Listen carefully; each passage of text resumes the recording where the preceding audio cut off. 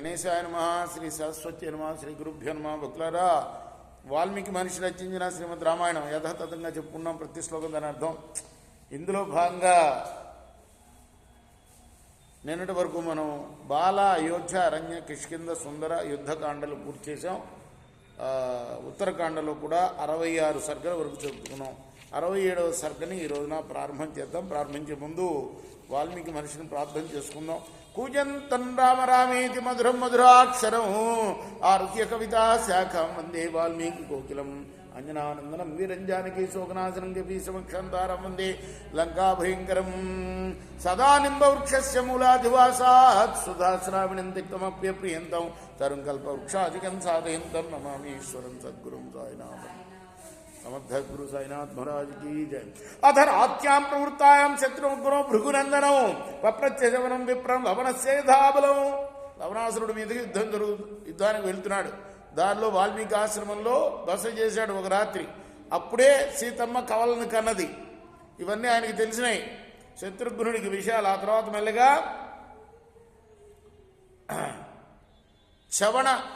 చవన మహర్షిని అడుగుతున్నాడు ఈ లవణాసురుడు బలం గురించి. ఎవరు? శత్రుఘ్నుడు. శూలస్య బలం బ్రహ్మన్ కేచపూర్వన్ వినాశిత అనేన శూలముఖ్యేన ద్వంద్వయుద్ధం వాగత. మునీంద్ర, వాడి దగ్గర ఒక శూలం ఉందిట. అది ఎటువంటిది? పూర్వం వీడు ద్వంద్వయుద్ధంలో ఎవరెవరిని చంపాడు. తస్య తద్వచనం శ్రుత్వా శత్రుఘ్నస్య మహాత్మః ప్రత్యువాచ మహాతేజ చవనో రఘునందనం. ఆ రఘునందనుడికి అంటే రఘుశల్లో పుట్టిన శత్రుఘ్నుడికి చెప్తున్నాడు. ఎవరు? చవన మహర్షి. అసంఖ్యేయాని కర్మాణి యాన్యస్య రఘునందన ఇక్ష్వాకు వంశ ప్రభవే ధృత్వం తశృణవశ్వమే. వాడు చేసిన పనులు లెక్కింపశక్యం కాని వెయ్య. ఇక్ష్వాకు వంశానికి చెందిన ఒక రాజు విషయంలో జరిగిన వృత్తాంతం యథాతథంగా చెప్తా విను. అయోధ్యాయాం ప్రారాజా యువనాశ్వనతోపరి మాంధాత ఇది విఖ్యాత స్త్రీశ్లోకేషు వీర్యాన్. అయోధ్యలో యవనాశ్వనుడి పుత్రుడైన బలపరాక్రమాలు గల ముల్లోకాల్లో ప్రసిద్ధుడైన మాంధాత అనే రాజు ఉండాడు. సకృత్వా పృథ్వీం కృత్వాన్ శాసనే పృథ్వీపతి శ్రలోకమితో చేతో ఉద్యోగమకరో నృప. ఆ రాజు భూమినంతనా కూడా తన అధీనంలోకి తీసుకొచ్చుకున్నాడు. దేవలోకాన్ని కూడా జయించడానికి ప్రయత్నం చేశాడు. ఇంద్రశ్చ భయం తీవ్ర సురాణాంచ మహాత్మన మాంధాతరి కృత ఉద్యోగే దేవలోక జిగీష.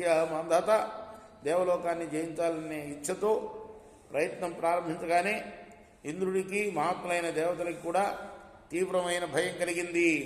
అర్ధాసనేన శక్రస్య రాజ్యార్థేన చ పార్థవ చన్యమానాసురగణే ప్రతిజ్ఞామధ్యరోహత. దేవేంద్రుడితో అర్ధాసనం అంటే దేవేంద్రుడు రాయబారం పంపాడు అర్ధాసనం ఇస్తాన్ని. అయినా కూడా లెక్క చేయలేదురా ఎవరు? మాంధాత. తస్య పాపమభిప్రాయం ఇది త్వాపాకశాసన శాంతపూర్వమిదం వాక్యం ఉవాచేవనా అస్వయం. ఇంద్రుడు వాడి ఆలోచనలను తెలుసుకొని బద్మాలతో మాంధాత్తో అన్నాడు. బద్మాలతో రాజాత్వం మనుషేలోకే నత్తావత్ పురుషభ అకృత్య పృథివీం పశ్యాం వశ్యాం దేవరాజ్యమేచ్చసి.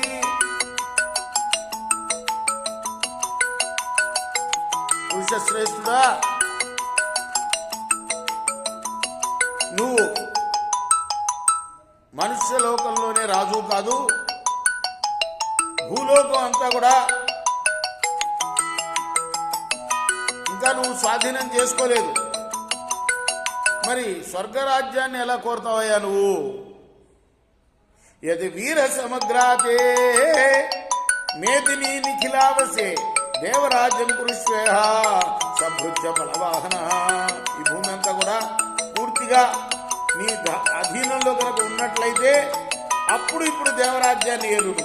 ఇంద్రమే బంధువానంతం అంధాతమే చక్ర ప్రతిహతం శాసనం పృథివీతలే.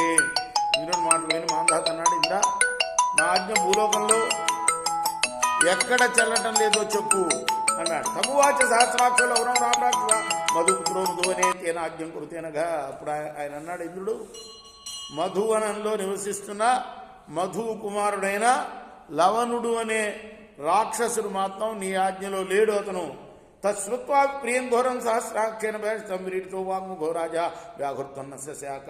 దేవేంద్రుడు తెలిపిన ఆ విషయాన్ని విని మాంధాత సిగ్గుతో తల వంచుకున్నాడు. ఏమి జవాబు చెప్పలేకపోయాడు.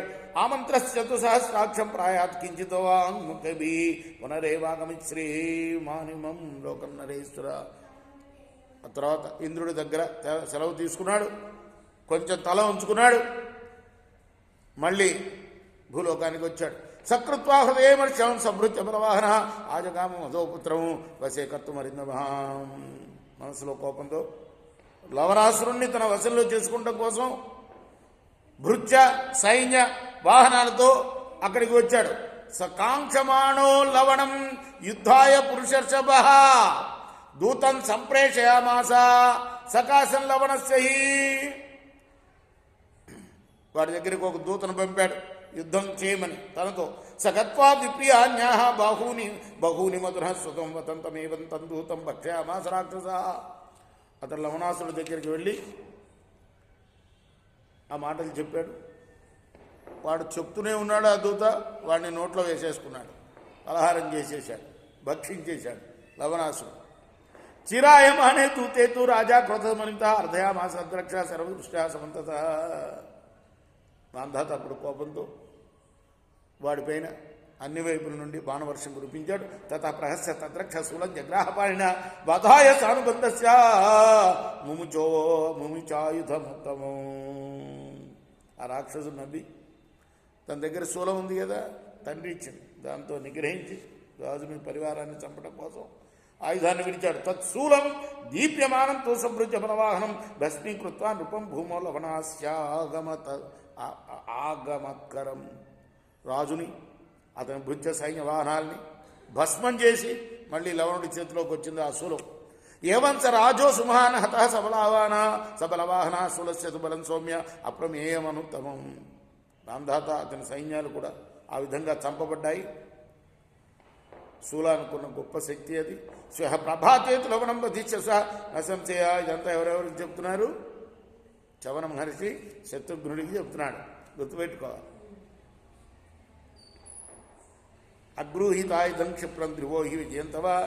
రేపు ప్రాతకాలంలో నువ్వు శూలాయుధాలు లేని అతన్ని మాత్రమే చంపగలవు. వాడి చేతిలో శూలం ఉంటే చంపలేవు. లోకానాం స్వస్తి చైవం స్యాత్ కృతే కర్మణి చత్వయ ఏతత్ సర్వమాఖ్యాతం వనస్య దురాత్మన. నువ్వు ఈ పని ఈ విధంగా నెరవేర్చావా లోకాలకి క్షేమం అవుతుందరయ్యా. నీకు వాడి గురించి అంతా చెప్పాను అని చవనుడు శత్రుఘ్నుడికి చెప్పాడు. శత్రుఘ్నుడు అడిగాడు అన్నమాట, ఇదివరలో వాడి చేత ఓడింపబడ్డవాళ్ళు ఎవరు అని అంటే అందరికైనా ముఖ్యమైన మాంధాత ఓడింపబడ్డాడయ్యా వాడి చేతిలో. శూలస్య బలం ఘోరం అప్రమేణ ఋషభ వినాశస్య మాంధాతురు యత్నేనా భుచ్చ పార్థివ. ఇంద్రుని ప్రయత్నం చేత ఈ శూలం ద్వారా మాంధాత నశించాడు. త్వంసః ప్రభాతే లవణం మహాత్మన్ వధిష్యసేనాత్ర తు సంశయో మే శూలం వినా నిర్గతమా విషాద్ధే ధ్రువో జయస్తే భవితా నరేంద్ర. మహాత్మా, రేపు ప్రాతకాలంలో వాడు మాంసం కోసం బయటికి వెళ్తాడు. శూలం ఇంట్లో పెట్టి వెళ్తాడు. తప్పక నీకు విజయం లభిస్తుంది, వెళ్ళి వాడిని ఓడించు అన్నాడు. విచార్షే శ్రీమద్ రామాయణే ఆదికావ్యే ఉత్తరకాండే సప్తషష్ఠితమ సర్గ. ఇది వాల్మీకి ఋషి ప్రోక్తము ఆదికావ్యమైన శ్రీమద్ రామాయణంలోని ఉత్తరకాండలోని 67వ సర్గ. రేపంటే నేను ఊరి నుంచి వచ్చిన తర్వాత 68వ సర్గని చెప్పుకుందాం. కృష్ణార్పణ. సాయి కృష్ణార్పణ.